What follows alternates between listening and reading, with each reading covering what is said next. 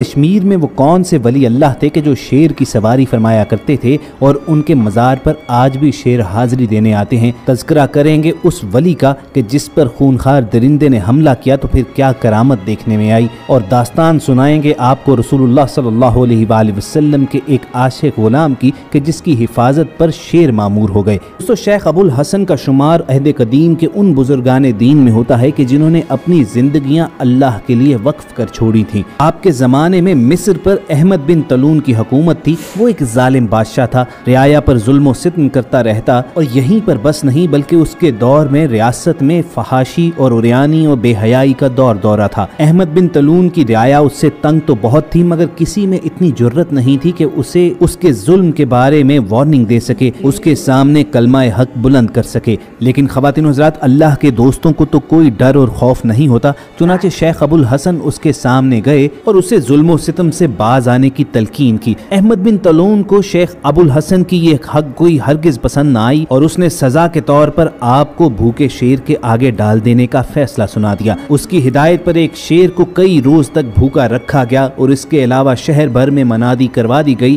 کہ ایک باغی کو سرے عام سزا دی جائے گی اور اسے بھوکے شیر کے آگے پھینک دیا جائے گا۔ بادشاہ کے حکم کے مطابق وقت مقررہ پر شیخ ابو الحسن کو اس میدان میں پہنچا دیا گیا۔ آس پاس سے بڑی تعداد میں لوگ بھی یہ منظر دیکھنے کے لیے وہاں پر آن پہنچے، جن میں شیخ ابو الحسن کے کئی شاگرد بھی موجود تھے۔ ایک بھوکے شیر کو جب اس پنڈال میں لایا گیا تو وہ حملہ کرنے کے لیے بیتاب تھا، چنانچہ بادشاہ کے حکم پر اس کی زنجیریں کھولی گئیں تو وہ فوری طور پر شیخ ابو الحسن کی جانب بھاگتا ہوا آیا، مگر چشم فلک نے یہ نظارہ دیکھا کہ وہ ان کے قریب پہنچ کر ان کا جسم سونگھنے لگا اور پھر یوں لگا کہ جیسے کسی غیبی قوت نے اسے پیچھے ہٹا دیا ہے، اور وہ کچھ فاصلے پر جا کر ادب سے بیٹھ گیا۔ میدان میں ہر طرف اللہ اکبر کی صدائیں بلند ہونے لگیں۔ بادشاہ سے یہ منظر برداشت نہ ہوا اور وہ وہاں سے اٹھ کر چلا گیا۔